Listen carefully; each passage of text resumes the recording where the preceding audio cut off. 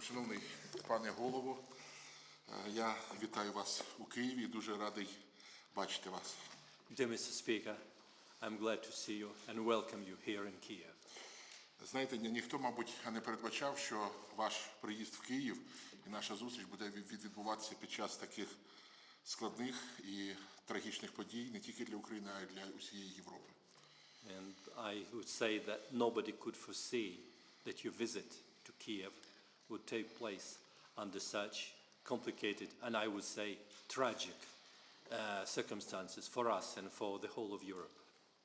Безперечно, ви мали можливість спостерігати, що відбувається в Україні впродовж більше ніж 2 місяців, а сьогодні на власні очі мали можливість побачити, що таке руський мір і як він йде в Україну, намагається йти. Of course, you have been following events for the past 2 months about the events unfolding here, and today you have had an opportunity to see with your own eyes what the Russian world is all about. І знаєте, мабуть, тільки така потужна позиція українського народу і відвага українського війська переламала цей план агресора і докорінним чином змінила відношення до України з боку усього світу. And I think it's just the bravery of the Ukrainian army and our resistance which has managed to, I would say, to radically change the attitude of the whole world to Ukraine. І причина в цьому одна, тому що ми всі розуміємо, що сьогодні Україна не просто боронить себе, вона боронить весь цивілізований світ, світову демократію і стоїть на захисті принципів усього світу буття. Вона на світлій стороні. And it's happening for a reason, because today Ukraine is not just defending itself. It is defending the values, it is defending the principles, and it finds itself on the right side of history. Я знаю, що це усвідомлюється всім цивілізованим світом, включаючи і Молдову, за що я вам дуже вдячний. And this has been recognized by the whole civilized world, including Moldova, for what I'm really grateful to you. Я також хочу подякувати Молдові за те, що ви дали можливість прихистку для українців, які тікали від цієї війни. Я знаю, що через українсько-молдовський кордон було десь близько 40 тисяч перетинів українців, і 91 з них залишилися в Молдові і віднайшли прихисток у ваших родинах, за що я ще раз хочу подякувати вам. And especially I would like to thank for your country's position, which in providing shelter to our people who are fleeing from the war. And I know that 40,000 or 400,000 people have crossed the border, and 90% of them have decided to stay in your country, and for which I'm very grateful to you. Не 90%, а 91 ти. 91,000 decided to stay. Тому я ще раз дуже хочу подякувати і хочу відмітити, що свого боку ми дуже хочемо попросити вас, як керівника Молдовського парламенту, сприяти в тих речах, які сьогодні вкрай є необхідними для України. And in this regard, I would like to thank you very much, and also to ask you, as the leader of the Moldovan Parliament, to facilitate and to help us in the aspects which are needed today. У нас виокремлено декілька основних напрямків, щодо яких ми спілкуємося з нашими друзями. Перший напрямок – це військова допомога. Я знаю, що були якісь попередні контакти, але для нас було б дуже цінним, якби ви віднайшли можливість, щоб, я знаю, що у вас знаходиться 6 мігів 29-х, які вже не в працездатному стані. Чи могли б якось ми вирішити, щоб вони були передані для потреб української армії на ремонтні роботи? And there are a few directions of cooperation which we discuss with our friends. And also in this regard, one of them is military assistance. And in this respect, so I know that in Moldova you have 6 MiG-29 fighter planes which are not in working condition. And we would appreciate if we could envisage the transfer of these planes to Ukraine so that they could be repaired here. Ще один напрямок військової допомоги, про який би ми могли проговорити, це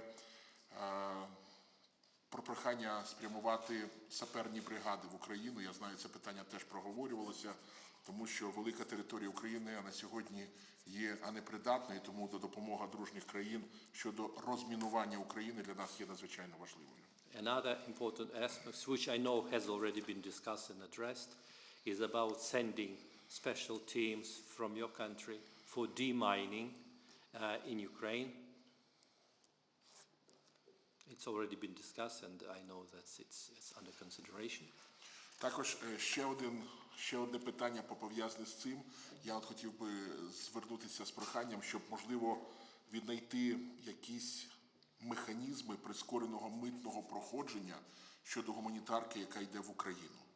And also another aspect, we should find or we should look for mechanism for faster custom clearance for humanitarian assistance going to Ukraine.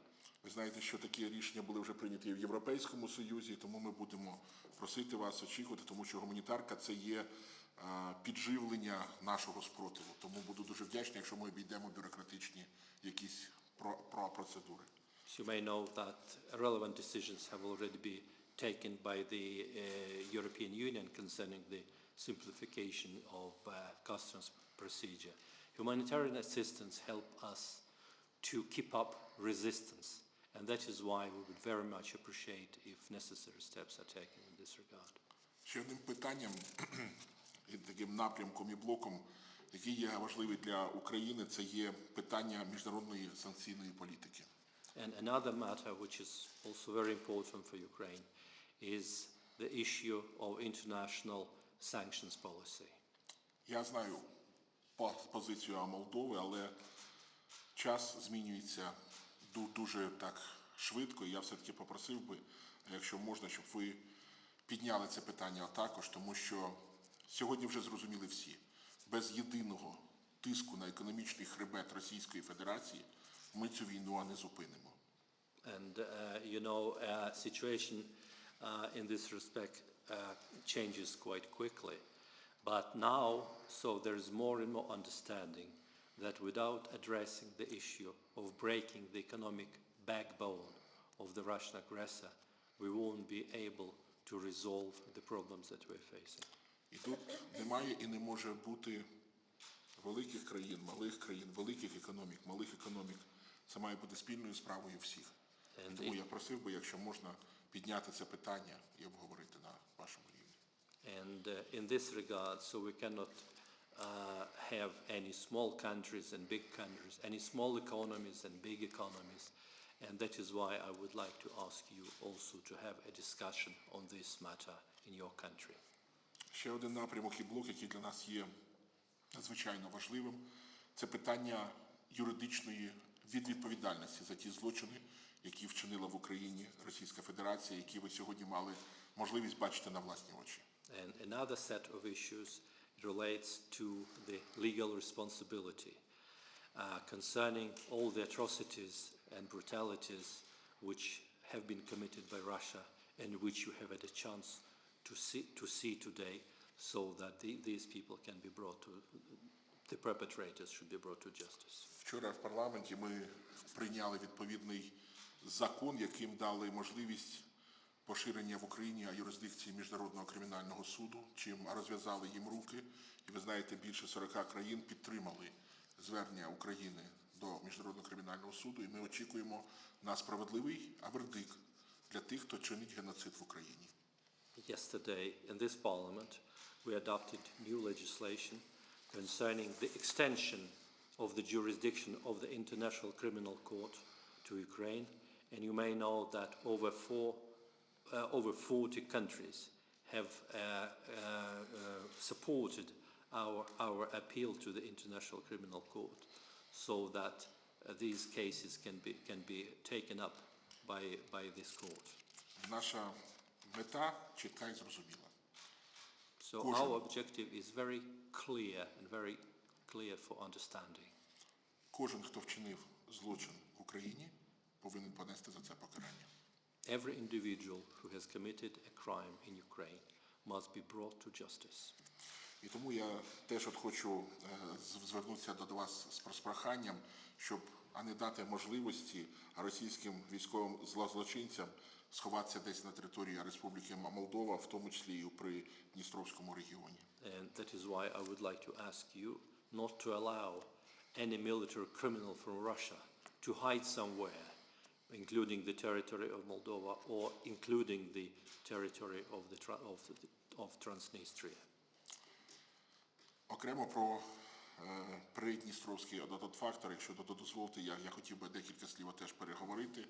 Now about the Transnistrian factor, with your permission, I would like also to share some views with you.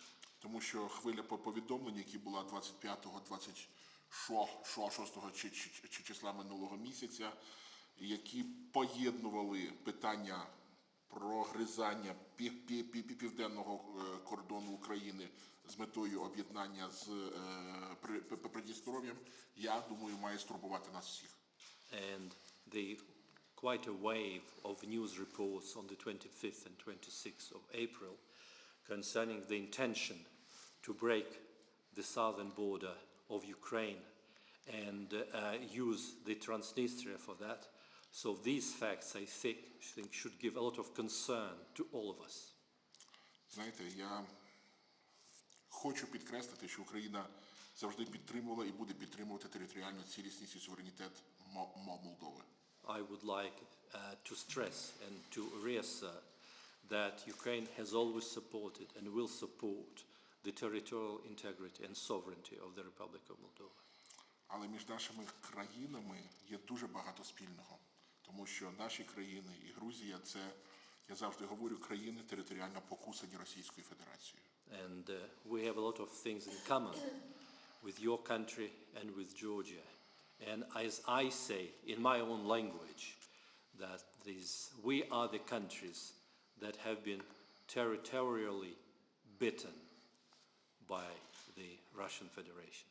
Тому ми дуже розраховуємо на чітку і зрозумілу позицію Молдови про те, що буде недопущено використання території вашого регіону щодо участі в російсько-українській війні. And that is why we are very much interested in the clear position on the part of Moldova that the territory of your country is not going to be used for the purposes of continuing the Russian-Ukrainian war. І тому в цьому аспекті, мені здається, надзвичайно важливими є подальші своєчасні кроки щодо залучення наших міжнародних партнерів, включаючи Румунію зі спікерами обох палат, якої я мав можливість зустрічатися тиждень тому. And in this regard, it is also important to engage our international partners. And this in particular relates to the fact that so we had visits by the speakers of both chambers of the Romanian Parliament who visited here last week, and I met with them. І тому я вважаю, що це наше спільне завдання нейтралізувати плани Кремля щодо дестабілізації обстановки в Придністров'ї. And I think this is our common task to neutralize the Kremlin plans towards the destabilization of the situation in the Transnistrian region. Я взагалі вважаю, що Росія як держава, і ми вчора теж в парламенті проголосували звернення щодо визнання її державою спонсором тероризму, вона повинна бути виключена з усіх міжнародних організацій. My view is, and by the way, we adopted a resolution yesterday on the recognition of Russia as a sponsor state of terrorism.